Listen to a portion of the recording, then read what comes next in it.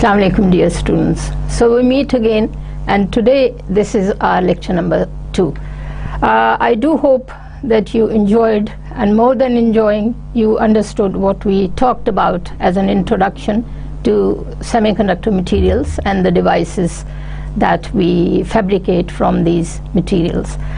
In this lecture, we will be mostly talking about the charge carriers, how we introduced extra charge carriers in intrinsic semiconductor materials, that is how we make doped semiconductor materials.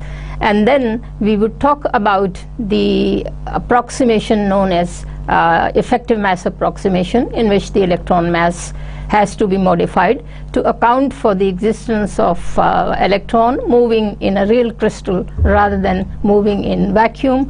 And finally, we will talk about the density of states and Fermi-Dirac distribution function. And of course, you would appreciate at the end of the lecture or during the lecture as we go along that distribution of charge carriers in semiconductors, that is the carrier concentration, is highly temperature dependent, not only in the pure semiconductor material but also in the doped, that is extrinsic semiconductor materials.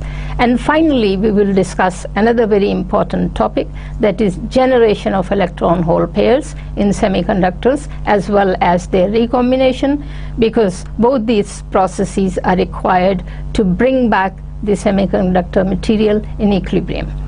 So this was a slight overview of what we are going to discuss or talk about in this second lecture.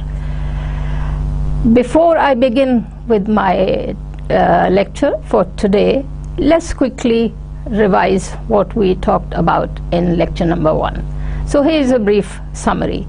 We classified semiconductor material into mainly two groups, namely the elemental semiconductor materials, then intrinsic and extrinsic materials, and finally the compounds made from group 3 and 5, 2 and 6, and so on and so forth.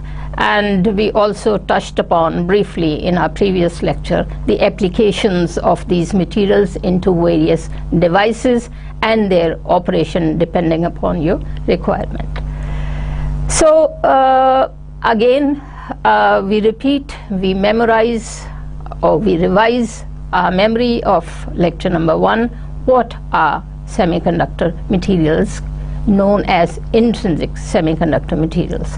Well, intrinsic semiconductor materials, mostly we had been talking about silicon, so today again I will make silicon as my reference material. In pure or intrinsic semiconductor materials, as you would appreciate today, they are not doped, and that's why they are termed as pure. Then how do the electron and holes come into being in pure semiconductor materials? Well, at this point, the most important mechanism is that I'm going to discuss about is thermal generation. Of course, there are other processes that generate electron and holes in pairs, but we will postpone that discussion for the later stage, maybe in this lecture or some other lectures in future. Today, I will give importance to thermal ionization, that is thermal generation of electrons and holes in semiconductor materials.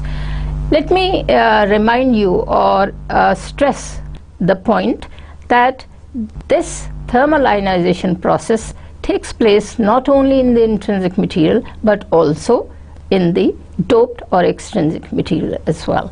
So coming back to this present slide of intrinsic semiconductor material, what happens in the intrinsic semiconductor material? Well, as we elaborated in the previous lecture, even in the pure material there are electrons and holes generated by thermal generation process. What has this term thermal generation process got to do with this topic? As we mentioned in the previous lecture, a semiconductor is in thermal equilibrium, and the reference temperature we had taken and will be talking about in future lectures too, that's the room temperature, 300 Kelvin. In a minute, I'll give you a slide, I'll show you a slide in which thermal energy has been calculated numerically. Well, at this temperature, which is room temperature, electrons are gaining some thermal energy from the system and continuously breaking the covalent bonds. So valence electrons, there are 4 valence bonds in each silicon atom, and as these valence electrons gain energy at room temperature, bonds start breaking. What does this give us, or what happens during this breaking of bonds? You get a free electron from valence band to conduction band. The electron, when it reaches the conduction band, is termed as a free electron. The vacancy left behind, or the bond which has been broken now, is termed as a free hole, and this, in terms of energy band diagram or covalent bond diagram, is termed as a free hole which resides in the valence band. Now we talk about extrinsic, that is doped semiconductor material. You would also appreciate that in silicon there are a total of about 10 to the power 22 atoms per unit volume per cubic centimeter. Obviously, we would like to add dopants. Why? Because we want to increase the carrier concentration from the pure material or the intrinsic carrier concentration. Your intuition would be that let's enhance the dopant concentration as much as we like. But that cannot happen, because if you do that, if you increase the dopant concentration to the level of the host silicon crystal, then you will end up destroying the silicon crystal structure itself. That we do not want. We want the properties, crystal structure and the properties of this silicon material to remain as they were before doping it. So dopant level has to be much smaller than the intrinsic host silicon material. So a rough figure would be that only 1 atom in 1 million atom of silicon will be sufficient. So if you add 1 atom in 1 million atom of silicon material, what you are doing, you are not really damaging or changing or destroying the crystal structure, silicon crystal structure. So even though 10 to the power 15 is a very high number, but compared to 10 to the power 22, it is only 1 part per million or 1 part per billion, so on and so forth. So the typical dopant levels can vary from 10 to the power 14 to 10 to the power 18. At this point, I will introduce another term, another terminology, that is the degenerate and generate semiconductor materials. If you do not want to delve into very complicated mathematical equations and keep the doping level low so that usual equations of thermodynamics are applicable, that is termed as a non-degenerate semiconductor material. So in our lectures, for most of the time, we will be dealing with dopant impurity concentration, which does not make silicon a degenerate semiconductor crystal, or in other words, we deal with non-degenerate crystal or dopant impurity. Finally, the carrier concentration, as I just explained, is highly temperature dependent. So whether you dope a semiconductor material or you are utilizing a pure crystal, both contains electrons as well as holes, and their product in a given material, which is n dot p, must remain equal to some constant Ni square. I already discussed in my previous lecture that even though we define Ni, that is intrinsic carrier concentration, to be a constant, but this constant is valid.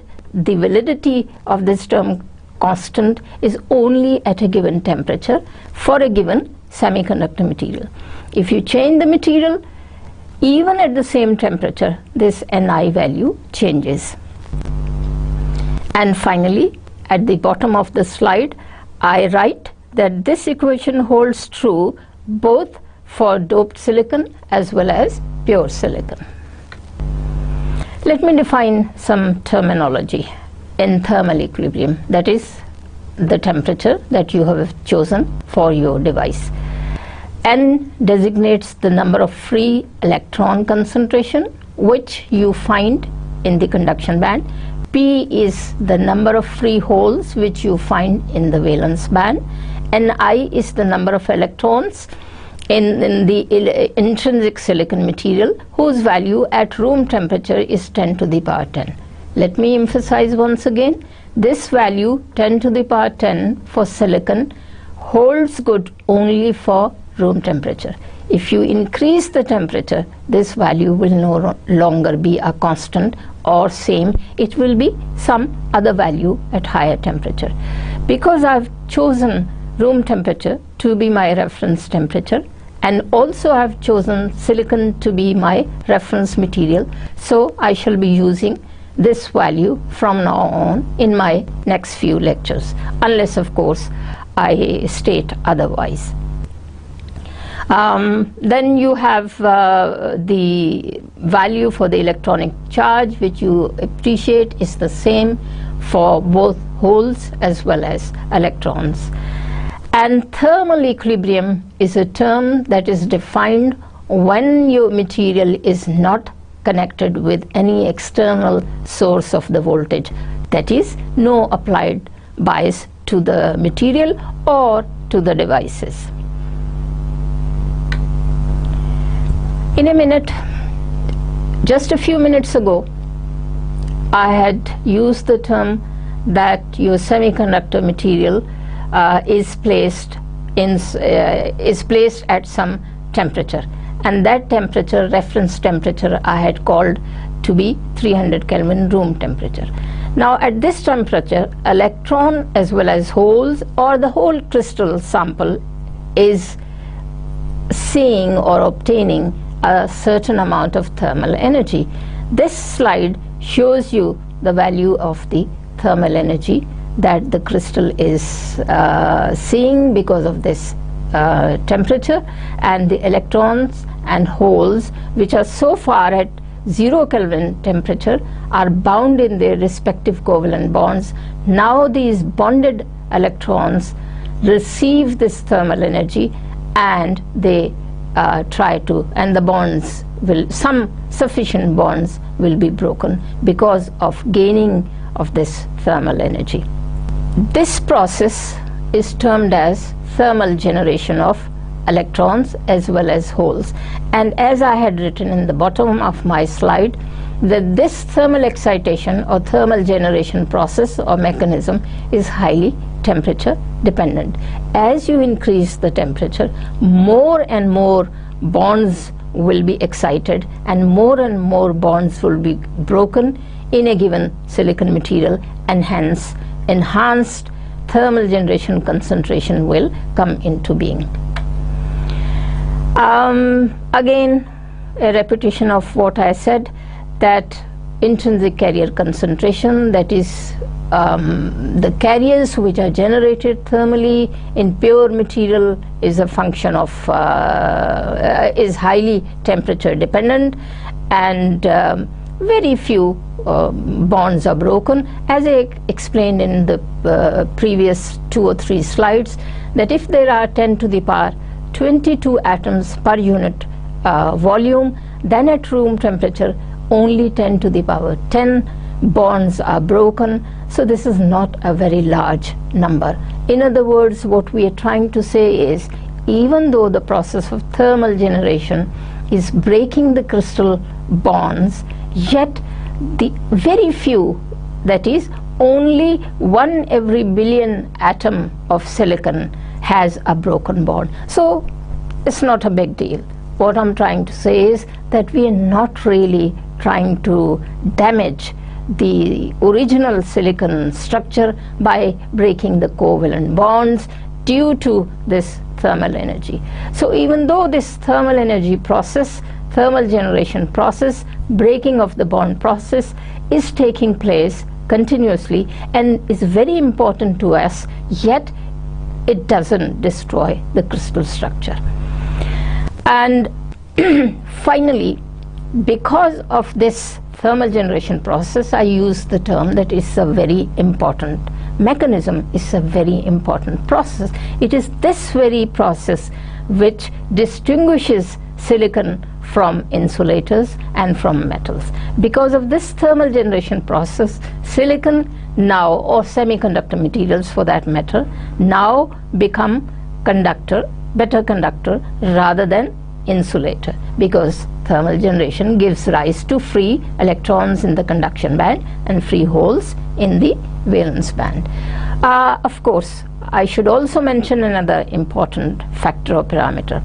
Thermal generation, as you just saw in the previous 2 or 3 slides, is highly temperature dependent. So is the generation process dependent upon the band gap. I'm sure you can visualize in your mind, greater the amount of band gap, the greater would be the energy required to shift an electron, bonded or bound electron, from valence band to the conduction band.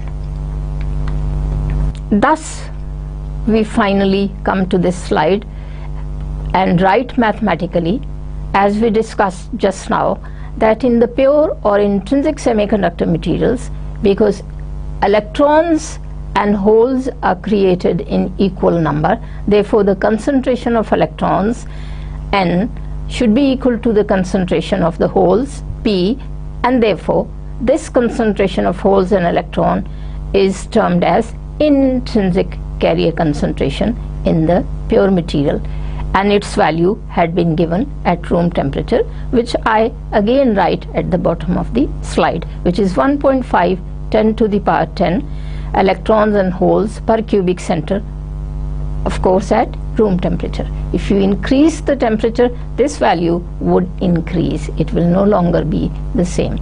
So even though, let me summarize again, even though we define Ni, that is the intrinsic carrier concentration, to be a constant, but this constant value is subject to variation if you change the temperature or if you change the material. By changing the type of the material, what we are trying to say is we are changing the band gap of the semiconductor material.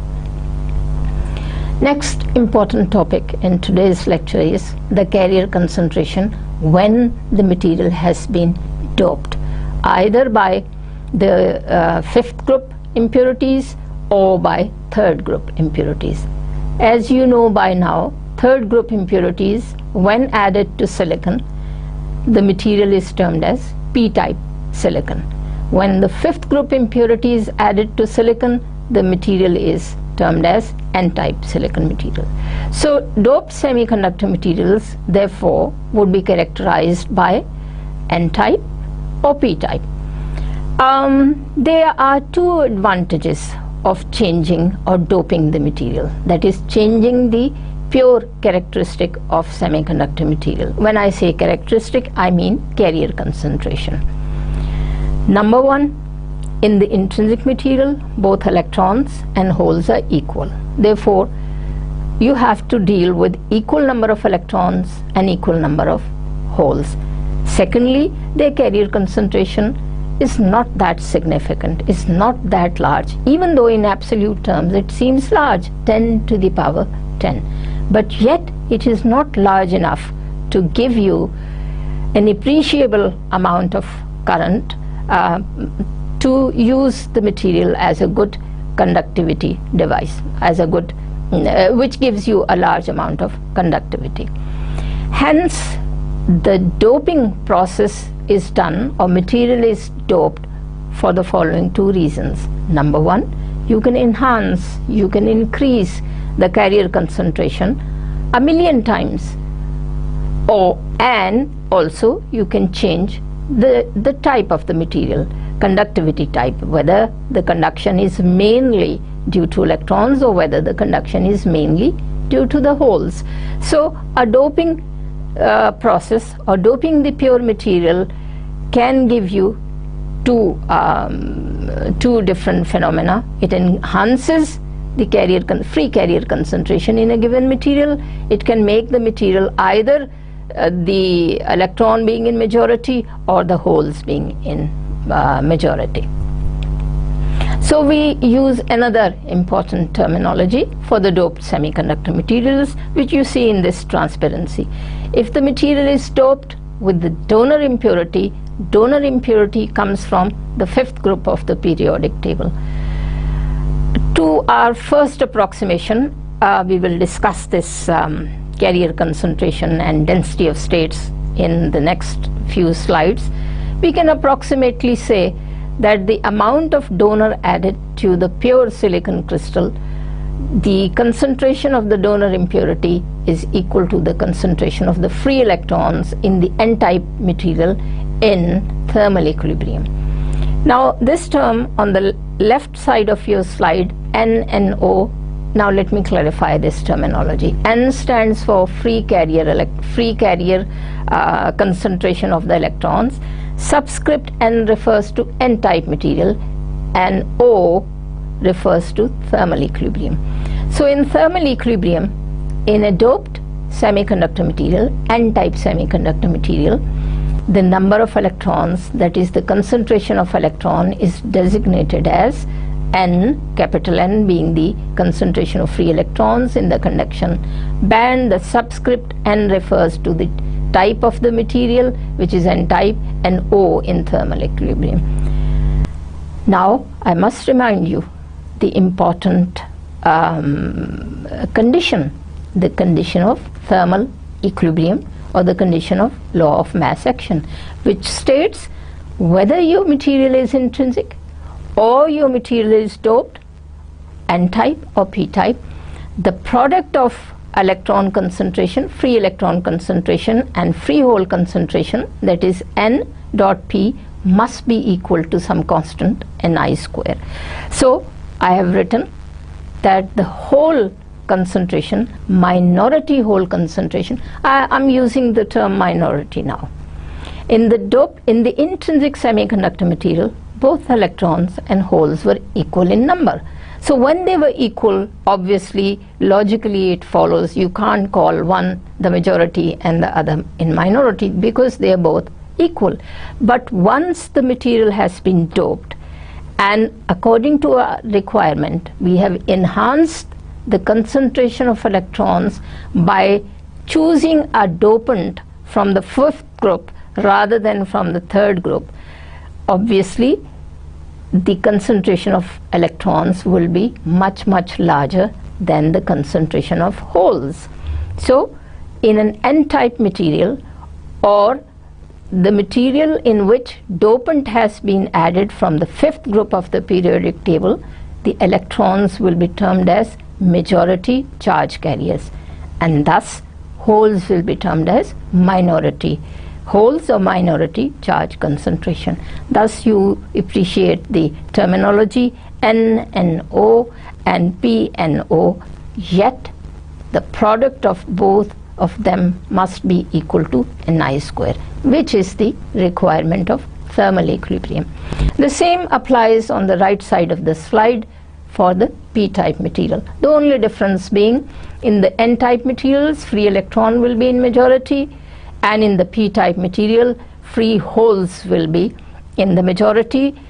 The electron concentration will be almost equal to the donor concentration. For p-type material, the free hole concentration is almost equal to the ionized acceptor impurity concentration. Charge carrier, how do we mathematically express the law of mass action? I have written it down again for you to absorb it properly. Carrier concentration for an n-type material is subject to thermal equilibrium equation, which is NNO dot PNO. NNO refers to the electron concentration in the n-type material in equilibrium. PNO refers to the minority hole concentration in the n-type material, the product being equal to Ni square. This Ni square for silicon at room temperature would be 10 to the power 10, and numerically you can calculate how much hole concentration, that is minority concentration, would be if the donor concentration is known.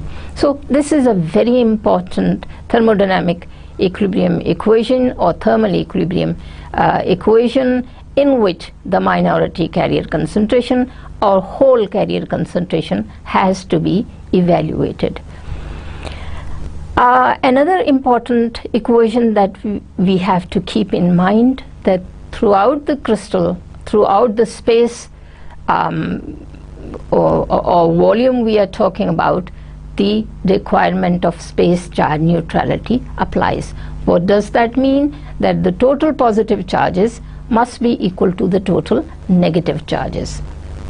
I will elaborate this condition of space charge neutrality in the following slides in a minute. I have now moved on that the same equations of thermal equilibrium and space charge neutrality apply for the p-type material as they did in the previous slide for the n-type material. Now, up to now, we talked about a phenomenon of thermal equilibrium in which electrons and holes, that is free charge carriers, were being produced, were being generated in the crystal by breaking the covalent bonds, and the energy was coming from thermal energy because the crystal is maintained in thermal equilibrium at some temperature T. The reference temperature would, in my lectures for the time being, would be room temperature, which is 300 Kelvin mathematically. But there is another process taking place simultaneously. To maintain, we had used the term, to maintain what we termed as thermal equilibrium. Let me try to explain this word equilibrium. Carriers are being continuously generated, of course, with a certain rate. We will term this rate as thermal generation rate. This thermal generation rate, as I mentioned many times in the last few minutes, is very sensitive to the temperature at which your device or your material is maintained, and secondly, the band gap of the semiconductor material. Obviously, you can visualize the smaller the band gap, easier it is for the electron to jump from valence band to the conduction band. The wider the band gap, the bigger the band gap, it would be difficult for the electrons to move from valence band to conduction band. That is, you require a larger amount of energy equal to the band gap energy. So thermal generation process is highly dependent or is very sensitive to temperature and the band gap of the semiconductor material. So this you understood, that is, you understood the thermal generation process moving, showing like upward arrows, bound electrons moving in the conduction band where they become free and leave behind a vacancy termed as hole. In this slide, what you see is another mechanism, another process taking place in the same silicon at the same temperature, which is the reverse of the process we talked about, which is the reverse of thermal generation process. That is, electrons, free electrons, now jumping or going back from the conduction band into the valence band. In terms of the bond or crystal structure, what you see is that free electrons again come and become and make a complete bond again, or become bonded again. So this process is termed as the electron hole recombination process. Mind you, another process to appreciate, another term to appreciate. Just as in thermal generation, electrons and holes were being produced in equal numbers, therefore we call this process as electron hole pair, electron hole pair generation process. Similarly, in recombination, electrons and holes will be recombining together. That is, you are eliminating, you are decreasing one electron and one hole, that is in pairs. So recombination takes place in pairs. Having talked about the number of electrons and holes in a given semiconductor material, whether pure or doped, the carrier concentration in both pure, that is intrinsic material, and doped, that is extrinsic semiconductor material, is subject to law of mass action. That is, the carrier concentration, the product of n dot p must be equal to ni square, and ni square, that is the intrinsic carrier concentration, in turn is highly temperature dependent and also dependent upon the band gap, and they vary. This dependence is exponential. Having discussed this charge density of free charge carriers, now we will introduce another term, which is the effective mass approximation, or the concept of effective mass. What is this concept of effective mass? Well, in the conduction process, if you can understand the conduction process in a very simple manner, visualize an electron moving under the influence of an applied electric field from point 1 to point 2. So the electron moves from point 1 to point 2, taking a certain time t. So you can use the basic laws of applied mechanics, Newtonian mechanics.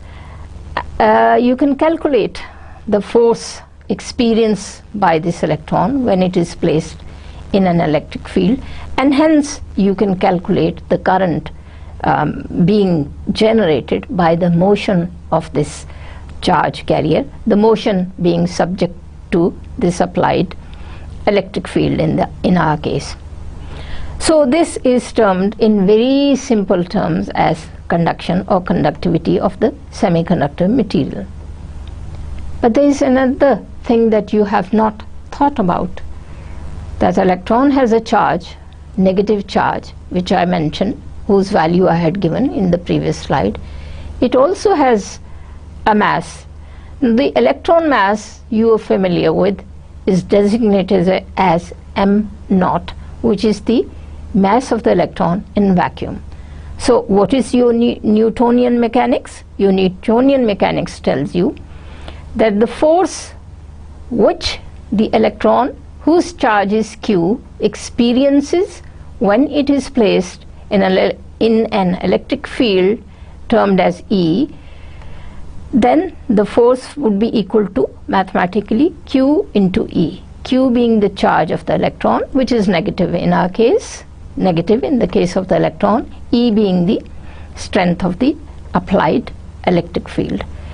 This force, according to Newtonian mechanics, will produce acceleration experienced by this electron, which is moving in an electric field E, and that force is m, the electron mass, into A. A is your acceleration. So this is your famous or very well known Newtonian mechanics. F is equal to m into A. It is this m which has to be modified now, because the electron is not moving in vacuum, which you are used to imagining. This electron, now your electron in semiconductor, is moving in a real crystal. Each crystal has its own characteristic dielectric constant. So how come this mass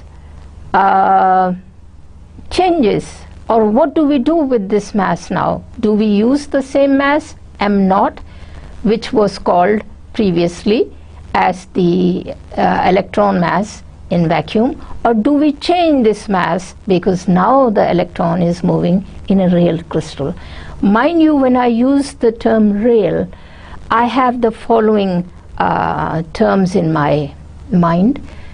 The semiconductor crystal has many different obstacles with which this electron can collide and therefore cannot accelerate as is imagined or as is expected by using the simple Newton's law, F is equal to m into A. These obstacles being, first of all, the ionized donor and ionized acceptor impurities, any impurities other than donor or acceptors, and defects in the crystal structure, so on so forth. There can be a large number of so-called scattering centers within a real crystal in which the electrons can collide while moving subject to the electric field. Thus, what happens? The electron does not accelerate as envisaged in our Newtonian equation. Therefore, what do? We modify the mass of the electron from m0 to some other mass in real crystal, in the semiconductor crystal, and this is termed as the effective mass approximation, or the concept of the effective mass. Finally, I have written at the bottom that not only we want to apply, we have done this, we have used this approximation in order to be able to use the Newtonian mechanics, but we also want to understand this concept of the effective mass when it is applicable to electrons moving in materials from which we have fabricated various devices, semiconductor devices.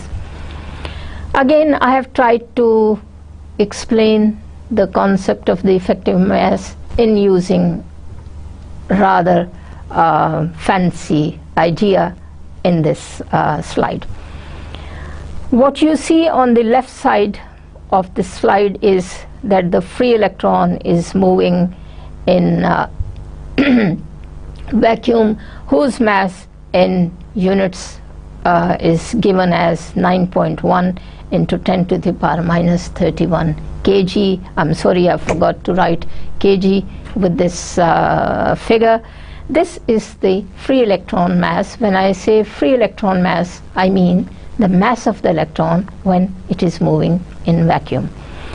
And then at the bottom of the box you see now the electron we are talking about, that is the electrons which are moving in real crystal, my crystal being the silicon crystal.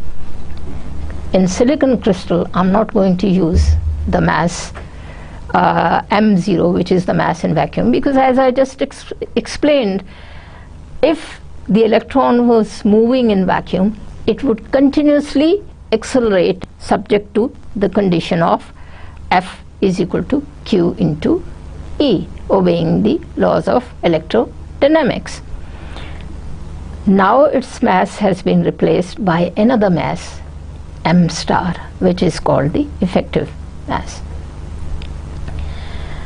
And so even though the electron is making many collisions, whenever it encounters an obstacle, as I just mentioned, there is a long list of these obstacles, the ionized donor and acceptor impurities, some other impurities other than donor or acceptor, crystal defects, so on and so forth, but yet the electron moves wherever it can, obeying F is equal to ma, the Newtonian mechanics is subject to. So thus, even though, to sum it up, what I'm trying to say is, even though the electron is moving in a structure which is full of obstacles with which the electron scatters or undergoes collision, yet two basic laws of electrodynamics and Newtonian mechanics are applicable wherever they can. Okay, so we move on after making this simple approximation known as effective mass approximation. So we are good now to use two equations, which is F is equal to Q into E, E being the direction of, E being the electric field, F being the force, Q being the charge of the electron. In the case of the electron it will be minus Q, for the case of the holes it will be plus Q. So accordingly you can calculate the force, direction of the force which the electron will experience, and the direction of the force which the hole would experience when it is placed in an electric field E. These are the few slides which I thought you might be interested in using some simple laws of quantum mechanics.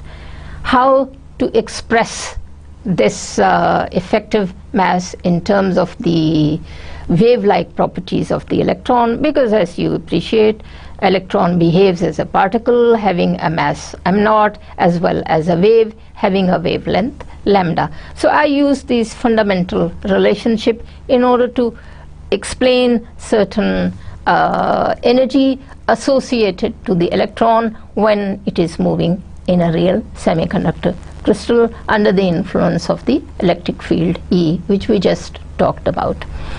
This transparency, this slide actually is a revision of what we had learned in our previous studies at high school level. This is simple quantum mechanics, simple laws of wave particle nature of the electron.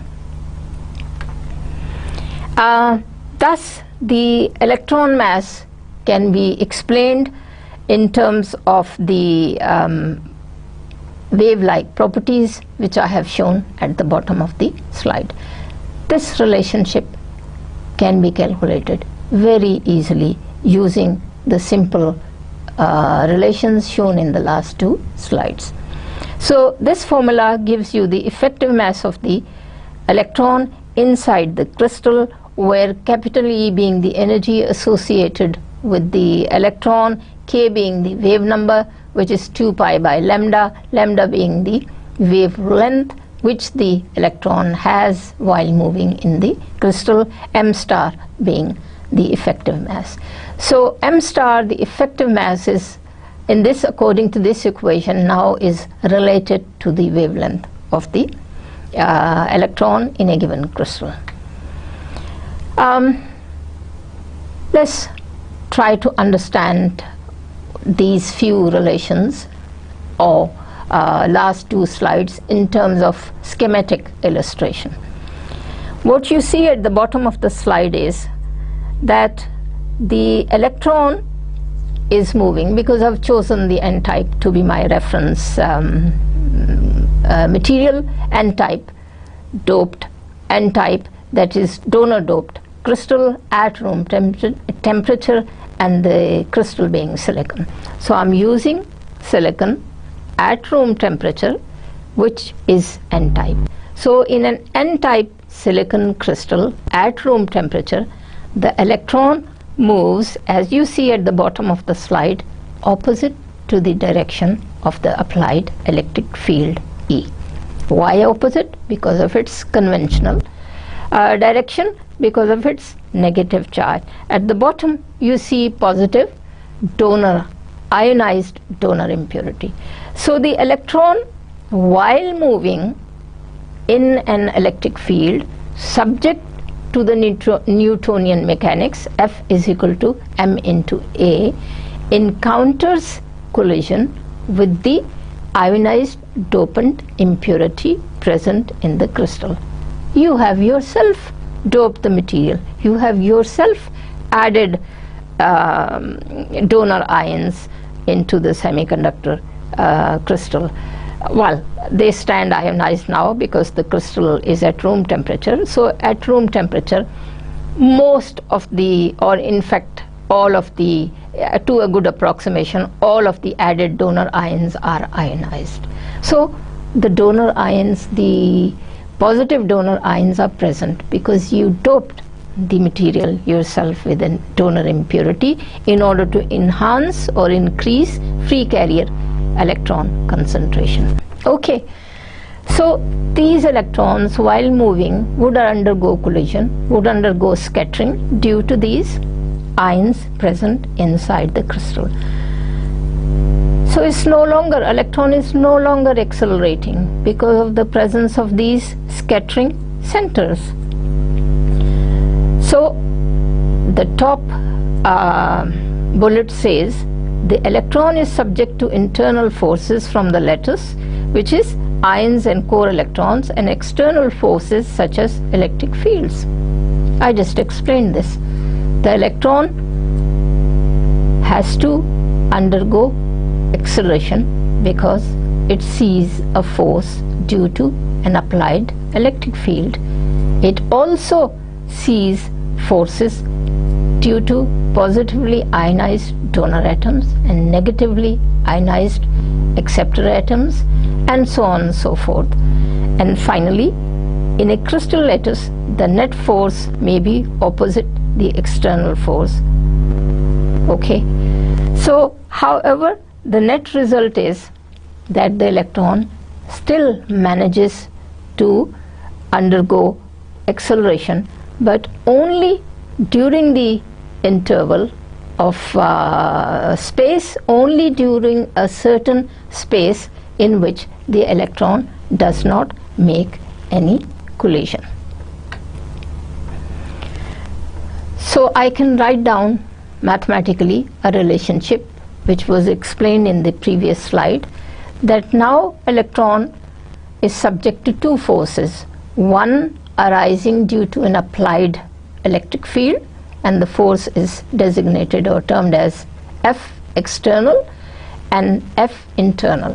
Internal forces due to scattering centers present inside the crystal, and now we use the electron effective mass m star.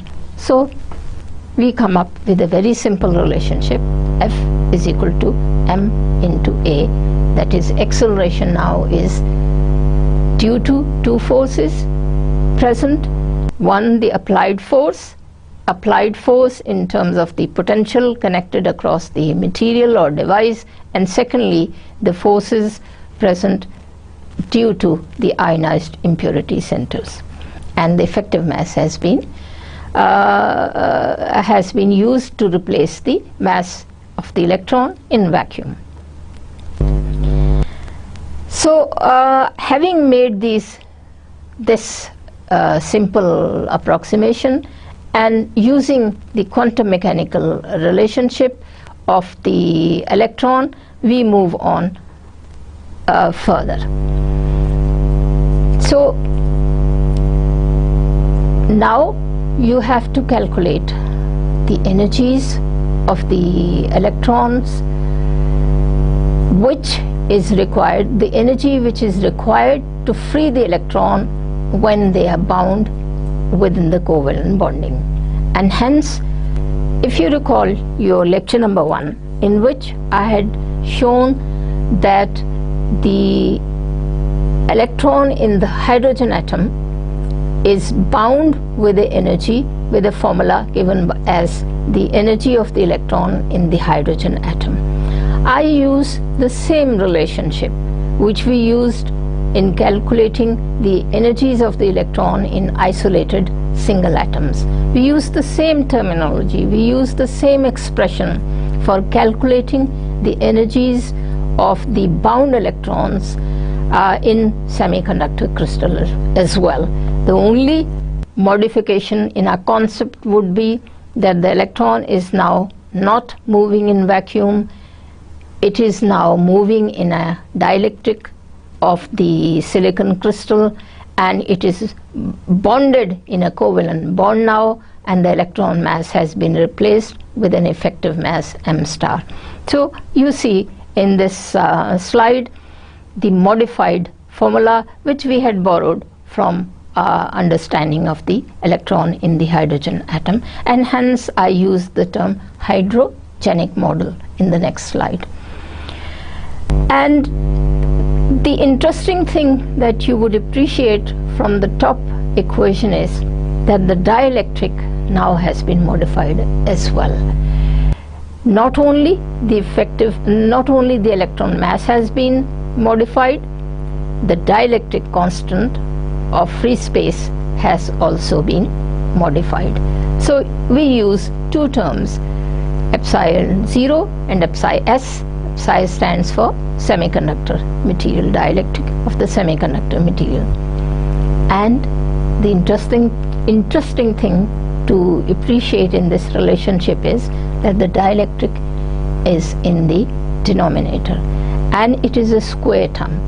So the energy of the electron, of the valence electron in terms of the hydrogenic model, now has been reduced approximately 100 times as compared to the energy of the electron in the K shell in the hydrogen atom. So the bottom portion of this slide shows that the binding energies of the electrons bonded in their respective covalent bonds, they come out to be, for phosphorus, comes out to be 0.045 electron volt, and for gallium it comes out to be 0.072, all the energies being in the units of electron volts. This is something to appreciate at this point, that the energies which the electron now require to break their bonds, that is to make the electrons free, and imagine it to be residing in the conduction band of a silicon crystal, the energies are so low as compared to the electron energy in the isolated hydrogen atom. They have been reduced so much. They are order of only milli electron volts as compared to electron minus 13.6 electron volt required in the hydrogen atom. And this energy, as you would recall, is now almost comparable to the energy which is available to the system, which is available to the silicon crystal at room temperature. That value was 0.025 electron volt. Hence the term that we had been using all along, that at room temperature almost all the added impurities or the dopant impurities stand ionized. They are already ionized because we require only this much, this small energy, which is easily available to us, to the electrons in silicon crystal. We come to another interesting concept, having talked about the number, that is concentration of free electrons and concentration of free holes in the doped semiconductor crystal. Next we come to the concept of density of states. What is density of states and what do we mean by Fermi-Dirac distribution function? Let me go back again to the previous slide. I'm using two terminology, density of states and Fermi-Dirac distribution function. What do I mean by density and what do I mean by states? Well, first word density simply refers to the carrier concentration per unit volume, which in our case we take to be centimeter per unit centimeter cube. And states, because according to quantum mechanics, subject to the laws of Pauli's exclusion principle, because electrons are fermions, let me elaborate. Those particles who have intrinsic spin to be half h cut, they are termed as fermions. Because electrons being fermions, therefore they are subject to Pauli's exclusion principle. Therefore, not all the electrons can reside in one energy level or one energy states. They have to be distributed in various states subject to the laws of quantum mechanics. They must have discrete energy states and they must obey Pauli's exclusion principle. So we have to be very careful in talking about the energy states of free electrons as well as the energy states of the free holes, because we have to distribute these electrons. There are many free electrons now in the dopant crystal, as large as 10 to the power 16 per cubic centimeter, and there are so many electrons now in doped crystal. So we have to be careful that we do not violate the law of quantum mechanics, okay, while determining or calculating their energy states. Before I go into detail of what Fermi-Dirac distribution function says, let's try to understand what we talked about before. How many electrons, free electrons there are in an n-type crystal. To repeat once again, majority carrier concentration can be approximated by the density or concentration of the added impurity. That is, free electron concentration in an n-type semiconductor crystal is almost the same as the donor impurity that you added. Minority concentration is temperature dependent, because let me explain this middle point. Thermal generation is taking place simultaneously all times. You have doped the crystal. Now in a doped or extrinsic semiconductor material, the thermal generation process is also taking place, because your crystal is now in thermal equilibrium. The entire crystal is in thermal equilibrium at a certain temperature T, and the process of thermal generation is continuously taking place. It hasn't stopped due to the dopant process. It hasn't stopped in a doped or extrinsic semiconductor material. So what I'm trying to say is that even in the doped or extrinsic semiconductor material, the process of thermal generation rate is the same, is continuously taking place as it was in the intrinsic or pure semiconductor material. So electron and hole are continuously being generated subject to a certain or characteristic generation rate, which I mentioned before many times. This rate is dependent upon temperature. This rate is dependent upon the band gap, because we have for the time being chosen silicon, so band gap remains the same because we have chosen the temperature, reference temperature, to be room temperature. So both the band gap Eg and the temperature 300 Kelvin for the time being in our discussion is the same. We are not varying yet unless we decide to do so. So thermal generation rate is taking place at the same rate as it was in the intrinsic semiconductor material. This thermal generation rate is now creating electrons and holes in equal number, as we explained many times before. But the thermally generated electrons now are not in such a large number compared to the free electrons that you obtained or that you got from doping process, from the ionization of the dopant impurity. So the thermally generated electrons are only a minor fraction of the electrons that you got from the dopant impurity. However, the whole concentration now is mostly due to the thermally generated holes. So the minority carrier concentration therefore can be exploited by enhancing the temperature. Or in other words, you can understand it like that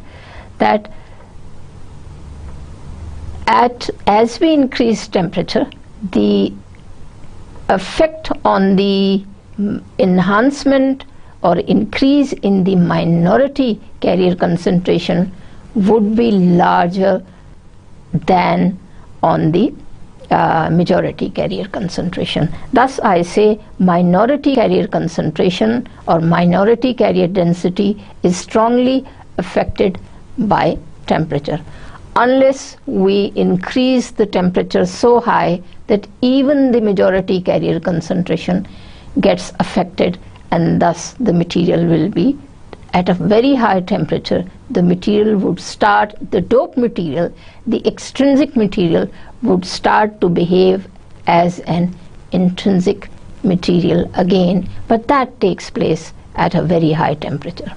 Okay, which I have explained at the bottom of the transparency. Finally, what I would say is that to obtain carrier densities, let's investigate the distribution of charge carriers over the available energy states. Let's try to understand these last two lines. I just mentioned that the electrons in free electrons and free holes in silicon crystal are subject to laws of quantum mechanics. The energies must be discrete and they should obey Fermi-Dirac distribution function. So to obtain carrier densities or to carrier concentration, we have to investigate the distribution of charge carriers over available energy states in which electrons and holes can reside. To do so, we need some help from statistical methods. The classical particles, as you would recall, are subject to Maxwell-Boltzmann distribution, and photons having spin 1 are subject to Bose-Einstein statistics. Electrons, as I just mentioned, are fermions. Fermions is that group of particles, is that class of particles who have or which have spin half edge cut, and they are subject to Fermi-Dirac distribution or Fermi-Dirac statistics.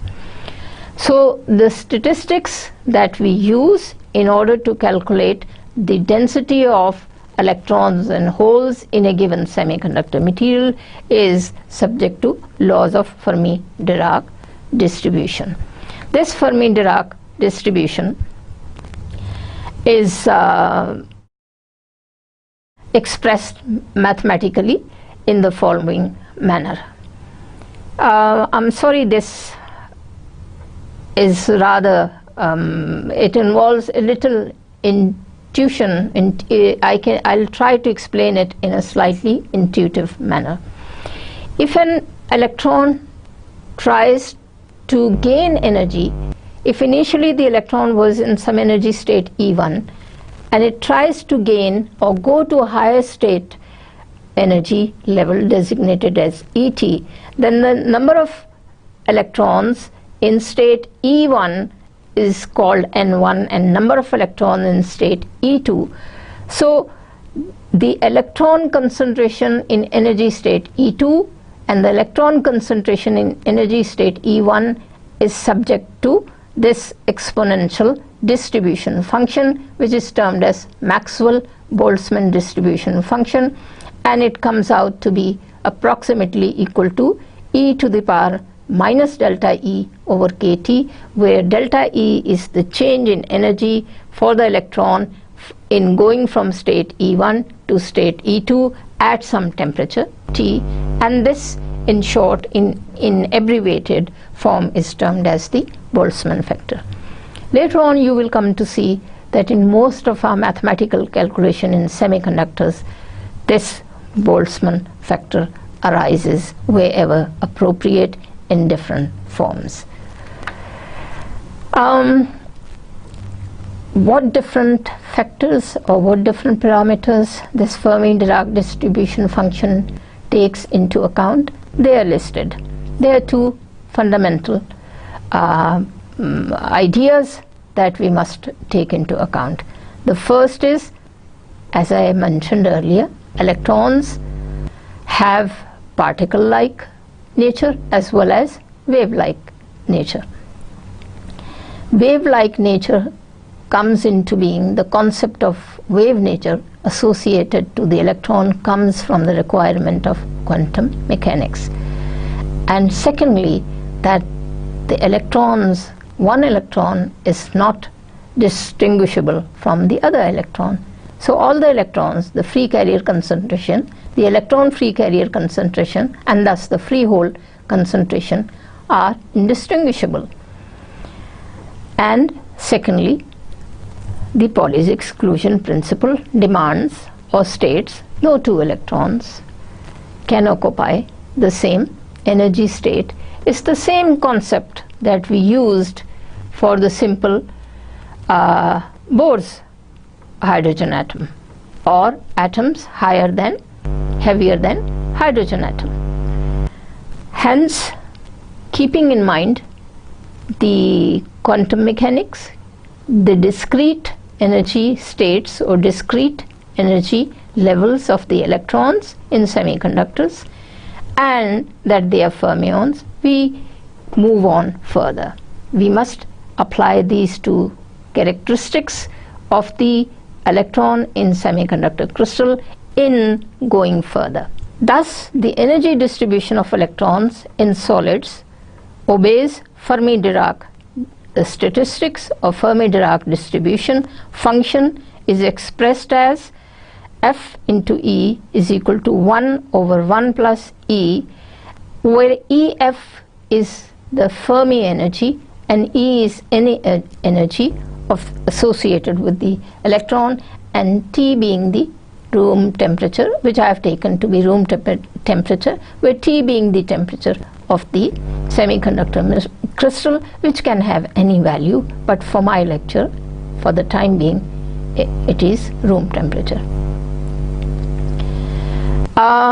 What is Fe?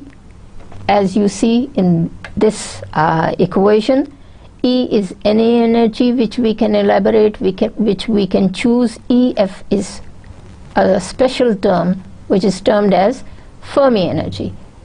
Let's understand this Fermi energy or Fermi-Dirac distribution function. The function Fe, the Fermi-Dirac distribution function, gives us the probability that an available energy state at E will be occupied by an electron at absolute temperature T.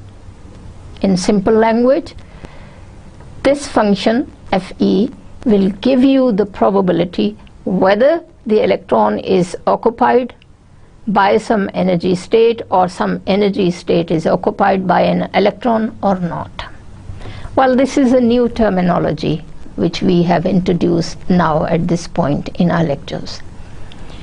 Because electron energy states are quantized, the result, the interpretation of quantum mechanics, that each electron will have some discrete value or discrete level of energies. Now these levels can be, the electron may be in those levels or those levels may be free.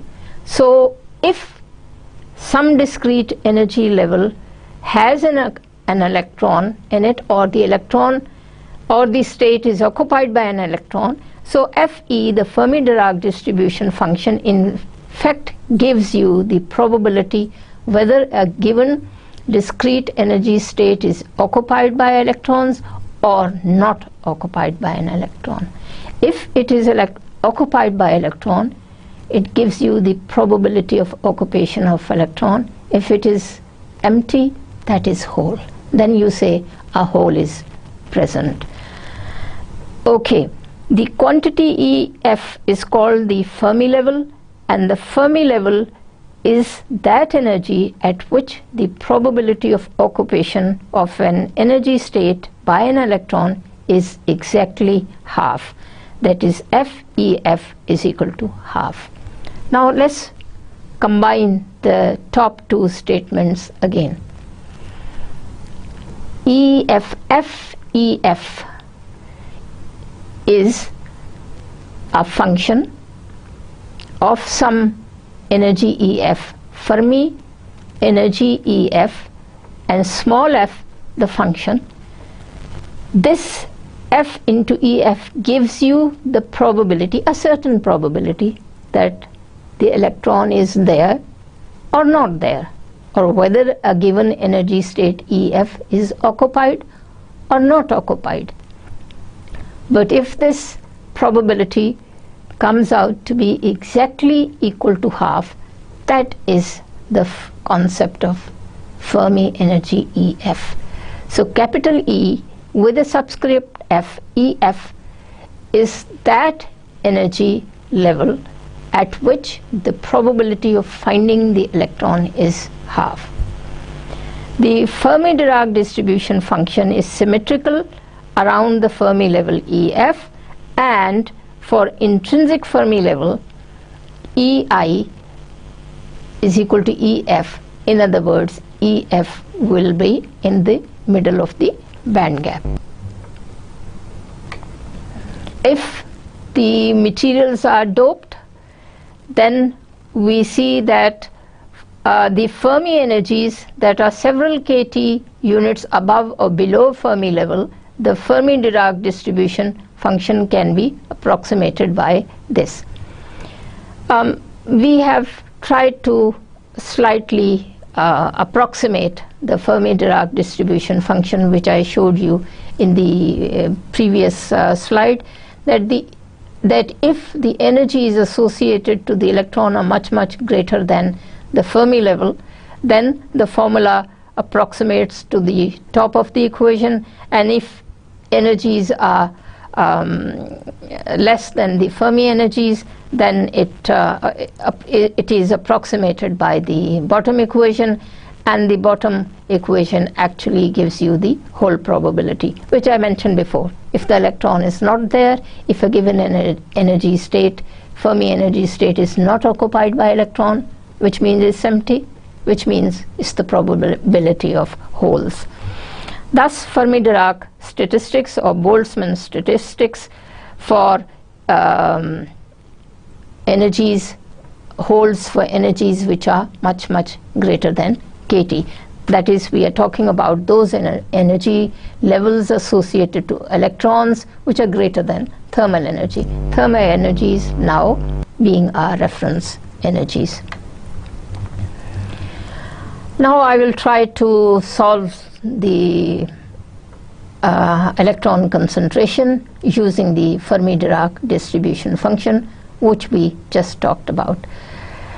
So the total number of electron concentration, the number of electrons per unit volume in the free electron concentration, mind you, the free electron concentration in the conduction band therefore can be calculated from the top equation, because electrons are now residing in the conduction band, and the conduction band expands from some energy, bottom energy level, which we will designate as the lower value of the conduction band, to some top part, n into E being the density of states, that is the number of states within the conduction band, and function FEE, because Fermi-Dirac distribution function is the one which gives you the probability of finding the electrons in some given energy states. And as I explained before, where these states are, obviously these states are going to be in the conduction band. The conduction band starts, the edge of the conduction band is now designated as EC. So the states now range from EC higher up within the conduction band, and capital N as a function of E being the density, the total number of states that you can have within the conduction band, and if they are filled, F into E. So we integrate this probability distribution function, and we get the total number of electrons. Similarly, we can calculate the whole total hole density, that is the total number of concentration of free holes in the valence band, by using the same Fermi-Dirac distribution function, but here it will be 1 minus Fe. 1 minus Fe signifies that now the states are empty, they do not have electrons in them. What do they have? They have holes. So by using these two simple relationships, we can calculate the free carrier concentration of electrons as well as holes by using the laws of Fermi-Dirac distribution function, subject to two main conditions which have been derived by using keeping in mind the quantum mechanics and Pauli's exclusion principle. I express the same relationship in a slightly different manner. This transparency should be retained in your memory for future lectures. So you must appreciate that the electron concentration N is dependent upon the intrinsic carrier concentration and is exponentially dependent upon temperature kT, thermal energy kT. And For a degenerate semiconductor material, I mentioned this terminology before, non-degenerate and degenerate. So far our discussion has rested upon dopant concentration which does not destroy the basic crystal structure, the basic parameters of our host silicon crystal. That is, the concentration has been deliberately kept so low, of the order of, in silicon, let's say 10 to the power 15 or 16, which is 1 part per million or maybe 1 part per billion of dopant impurity. But if the impurity exceeds, if the crystal is highly doped, so highly that the donor and acceptor term increases to a level of 10 to the power 19, then there will be a large concentration of electrons and a large concentration of free holes, and the simple laws of Fermi-Dirac distribution or Maxwell-Boltzmann equation, which we had tried to use for silicon, will no longer hold, and we will have to use some other relationship for such high dopant impurities and such materials which are doped with such a large concentration, therefore are termed as degenerate semiconductors. So once again, degenerate semiconductor are those in which the dopant impurity or the free carrier concentration exceeds 10 to the power 19 for silicon at room temperature. In future, such material will be termed as highly doped. Highly doped materials are not a bad thing.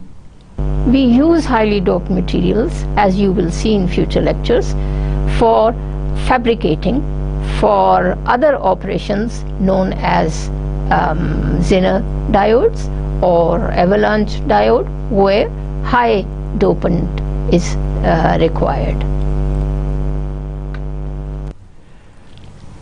Now, the same repetition of the important assumption that we made, that the carrier concentrations are subject to an important equilibrium condition, which is also known as the law of mass action, and that is P dot n is equal to Ni square. Now, P dot n is equal to Ni square, we used this equation in the early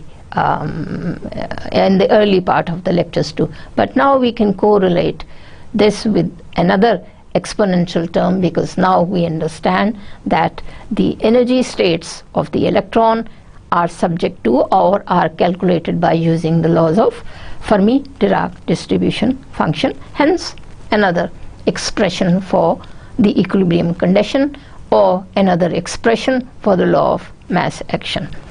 Again, you appreciate at the bottom that the intrinsic carrier concentration is highly temperature dependent and dependent upon the band gap, exponentially dependent. I also mentioned that even though you have increased the electron concentration many folds, which means you understand as if you are trying to increase a negative charge in an n-type material, or you are trying to enhance or increase a positive charge in a p-type dope material. Yet you have to keep in mind that even though you have increased the electron concentration, even though you have increased the hole concentration by adding donor impurity or acceptor impurity respectively, yet the important condition or the important law of space charge neutrality holds or is applicable, whether it is neutral, it is intrinsic material or doped semiconductor material. I have mathematically written it down for you to understand what do we mean by space charge neutrality. The top equation says that the total charge density in a given material, in a given n-type material, is 0. The total charge density is also 0 in a p-type material as well. What does that mean? That means if the semiconductor material is n-type, it contains a large number or majority electrons. It also contains holes, they will be in minority. So in an n-type semiconductor material, the majority carriers are electron, the minority carriers are holes. The negative charge will be large due to large number of electrons. The positive charge of the holes would be small due to positive charge concentration of the holes. Then there is a large number of donor impurity. The donor impurity is positively ionized. Acceptor impurity in the ionized state is negatively charged. So we have two types of charges, the positive charges and the negative charges. Let's look at the third equation. Space charge condition requires that the total positive charge must be equal to the total negative charge. I'm using the word total. What does that mean? It means the positive charge is coming from two different types of charges. One, holes are positive, the positive holes, and second, the donor impurity is positively ionized. So donor impurity is contributing towards positive charge, the holes are contributing towards positive charge. Mind you, you must appreciate they both have positive charges, yet when their motion is considered, holes are termed as mobile because they can move easily. Donors will be termed as immobile because they are as massive as an atom. Is simply one electron has been removed. So positive charge due to immobile donor ions, positive charge due to mobile holes. So total positive charge must be equal to total negative charge. The negative charge is being contributed due to mobile electrons and due to immobile negatively charged acceptor ions. So the net result is that n dot p, we know that law of mass action, n dot p is equal to ni square is applicable. Having said that, we can arrive at the following simple relationship by using the expressions of the free charge carrier concentration that we derived using the law of Fermi-Dirac distribution functions. So the most important relationship that we would be using in further calculation is that now the electron concentration is the one which we obtain by the net concentration of donor ions minus the acceptor ions. That is, the total negative charge must be equal to the donor concentration minus if there is any acceptor concentration. Similarly, the whole concentration in a p-type material can be approximated to be equal to the acceptor concentration minus if there is any donor concentration. So therefore, the minority concentration, minority holes in an n-type material is given by ni square over nd minus na. Similarly, for the minority hole concentration in the p-type material. So these are the few most important relationships that we obtained for carrier concentration by using the Fermi-Dirac distribution function and by using the condition of space charge neutrality. These relationships, these last two relationships giving you the carrier concentration, are the basis of our carrier concentration that will be used later on when we discuss device operation under equilibrium and under non-equilibrium conditions. So we have formed a basic basis of carrier concentration relation. Well, so far I've been talking about the carrier concentration, but yet I have been I've been emphasizing on the fact that carrier concentration is highly temperature dependent, exponentially in fact, because now you have a mathematical relationship. Let's talk a little bit more about this temperature dependence of free charge carriers in semiconductors. Let's imagine it as follows. Your material has been now doped, and I have taken my dopant to be from the 5th group because I want to make the material n-type. Let's hypothetically begin with the 0 temperature, as you see in this diagram of free carrier concentration versus temperature. Let's hypothetically take the scale, begin the scale from 0. At 0 temperature, all the dopant impurity will be so-called frozen, will not be ionized, because you require some minimum amount of energy. We calculated this energy before in the slide titled Hydrogenic Model, or the energies of the electron using the approximation of effective mass in the same equation which we use for calculating the energies of the electron in the hydrogen model.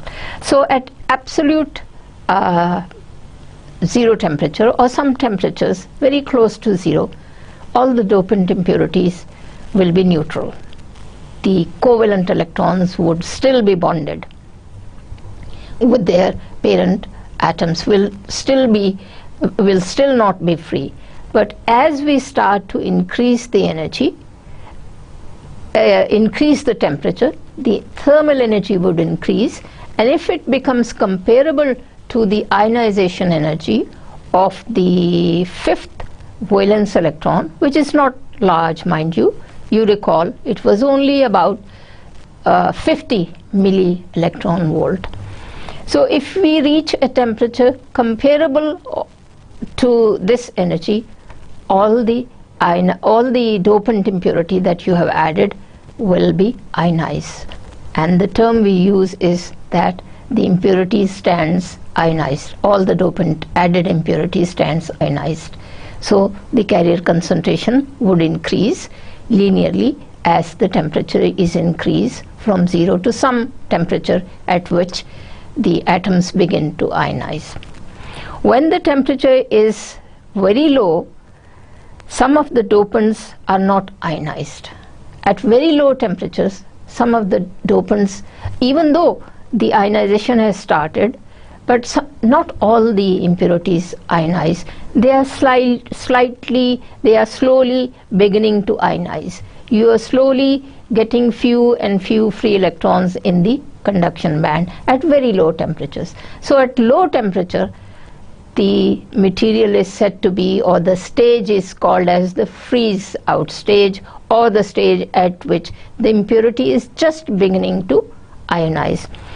And then as the temperature is increased, let's say some value from 200 to 300 Kelvin, that is, we are approaching the room temperature, all of the added impurity stands ionized.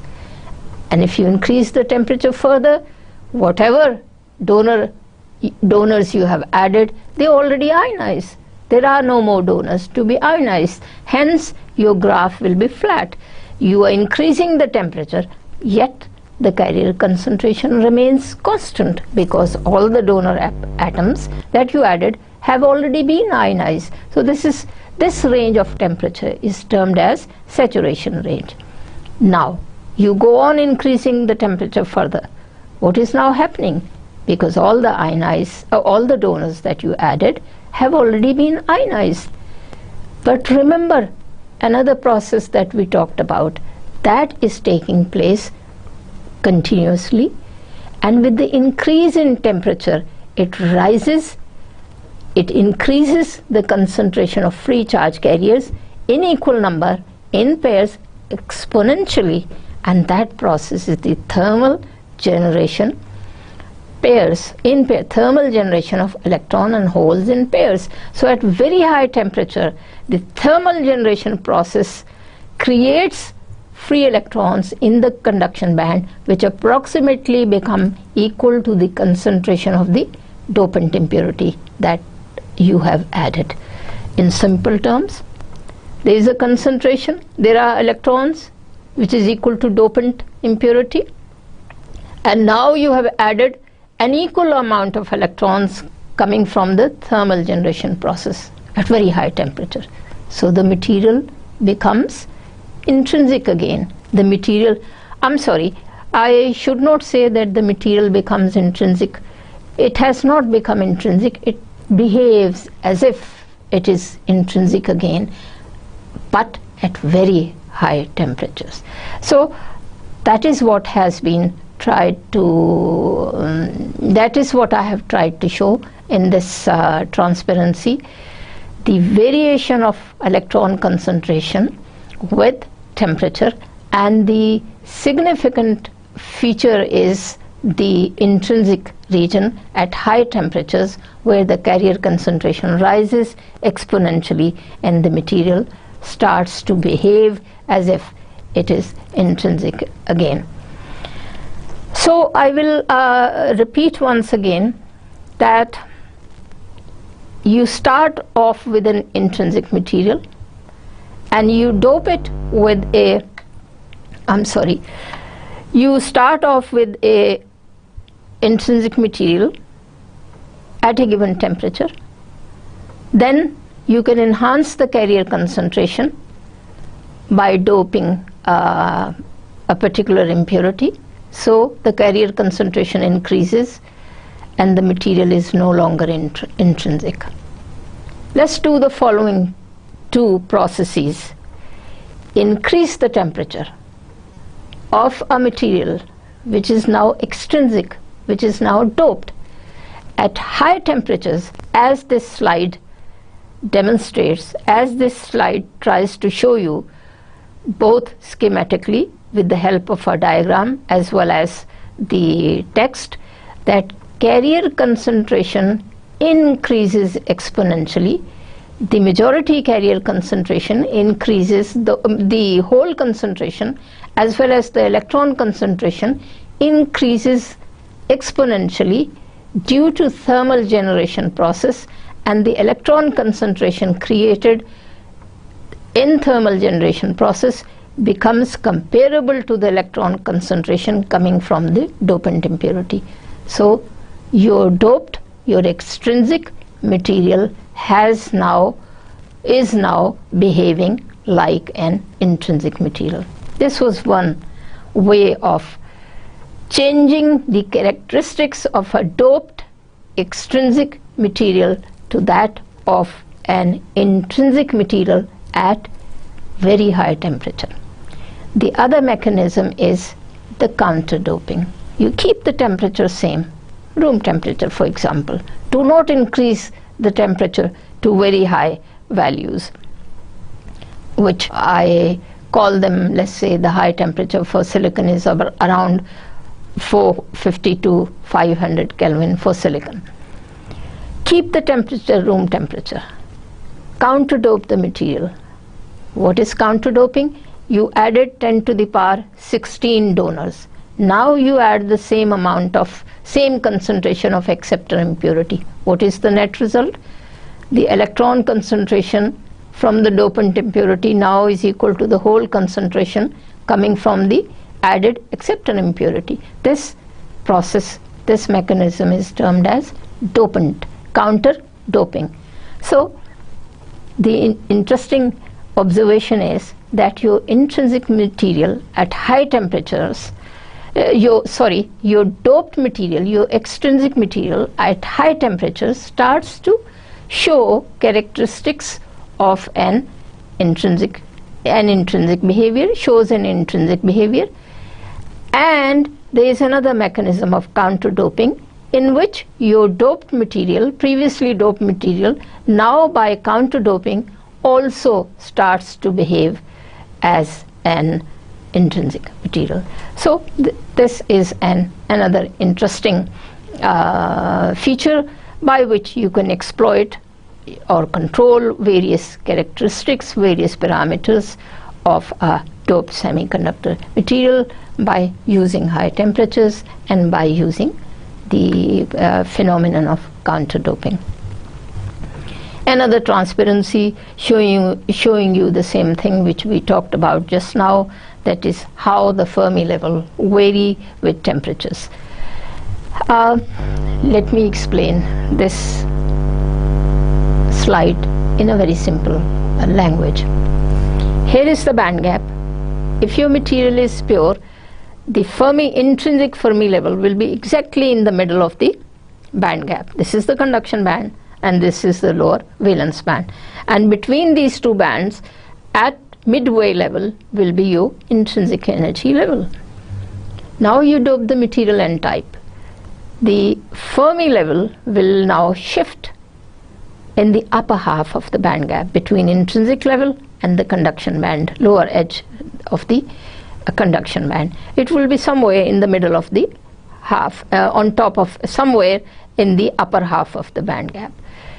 And for p-type, it will be, the Fermi level would be in the lower half of the band gap. Go on increasing the dopant concentration. When we increase the dopant concentration, the Fermi level shifts and goes close and close to the edge or bottom of the conduction band. For high dopant acceptor impurity, the Fermi level shifts downward. Okay, that was if you change the dopant concentration. Now let's keep the dopant concentration constant for a given extrinsic material. Just vary the temperature. Don't change the don't change the dopant concentration. Increase the temperature.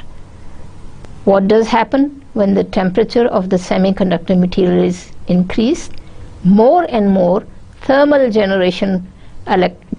generated electron hole pairs are being created, and they are being created in equal numbers because we use the term electron hole pair generation, thermally generated electron hole pairs.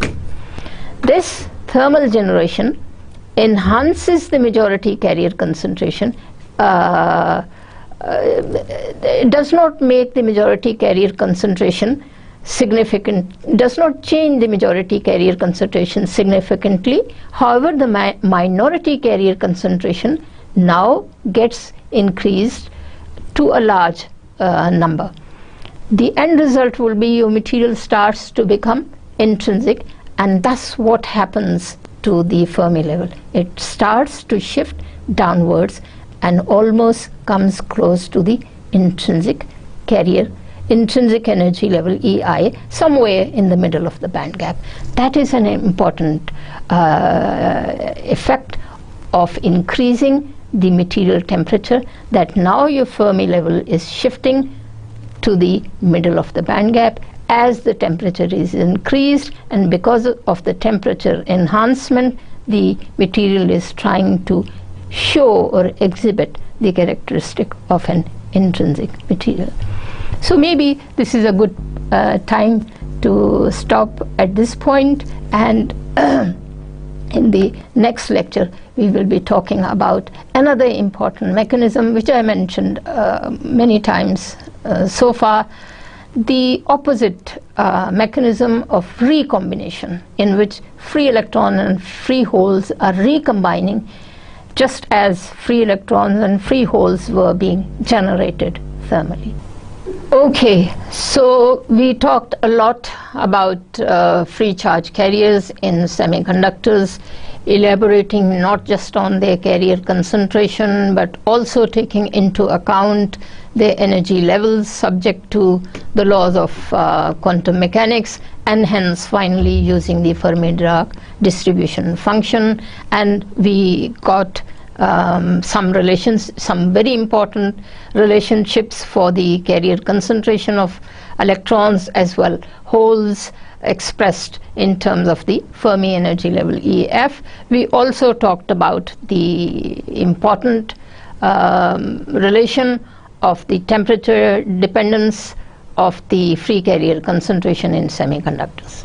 So finally, we can summarize all this, what we talked about in the last hour or so.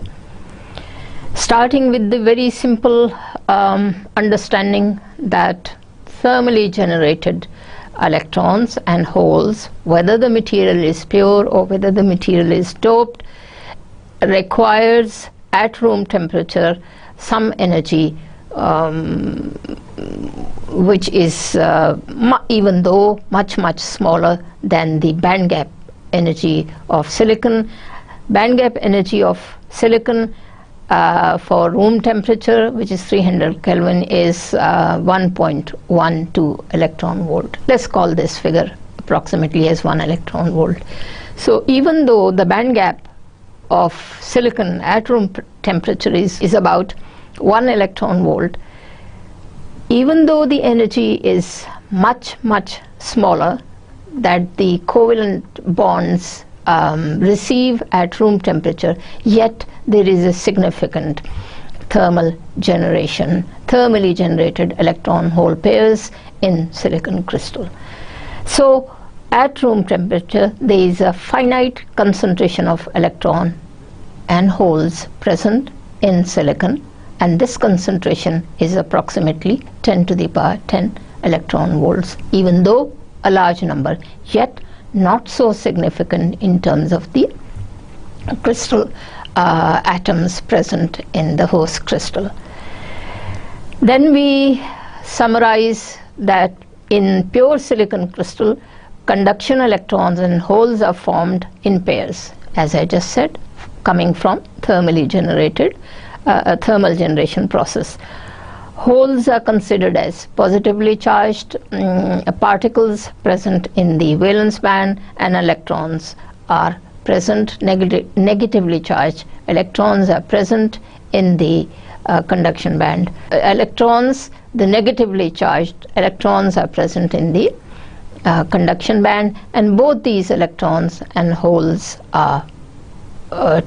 do take part in the conduction process. Having completed this lecture and having talked about the strong temperature dependence of carrier concentration, we can now summarize our result in the following manner: that the band gap energy of silicon at room temperature is roughly 1 electron volt. Even though this is a large amount of energy for a band gap, even though the band gap energy is large enough, and the thermal energy that the electrons that the crystal receives at room temperature is very small, yet at room temperature there is a significant number of free charge carriers present coming from thermal generation process. And in pure silicon crystal, therefore, you will have some free electrons in the conduction band and some free holes in the valence band, which are coming from thermally generated electron hole pairs. So thermal generation mechanism or thermal generation process gives rise to free electron and free holes even in the pure crystal, which has not been doped so far. When you dope a silicon crystal by adding dopant impurity to make it extrinsic, or to make it n-type, or to make it p-type, then appropriate dopant is chosen either from the third group of the periodic table, which will make the material p-type, and the ionized impurity is termed as acceptor. And if we make the material n-type, the dopant impurity is from the fifth group of the periodic table, and it is termed as the donor, and the resultant impurity will be positively charged ionized donor atoms. And finally, we would like to conclude that the carrier concentration can be controlled by choosing an appropriate concentration of the impurity, as well as by enhancing the device temperature. So the device temperature T the carrier concentration Na and Nd, and the band gap, characteristic band gap of a given semiconductor material. These three parameters can be selected according to the operation of a device that we want to use, and hence we end our lecture at this point, and we'll continue other important topics in the following lectures. Thank you so much for being attentive, and I do hope that you are beginning to understand the basic and fundamental concepts of semiconductor materials, of charge carrier concentration. Later on, these concepts will be employed in fabricating the devices, in understanding the physical processes of the device operation. Thank you so much, and I look forward to seeing you in the next class. Khuda Hafiz.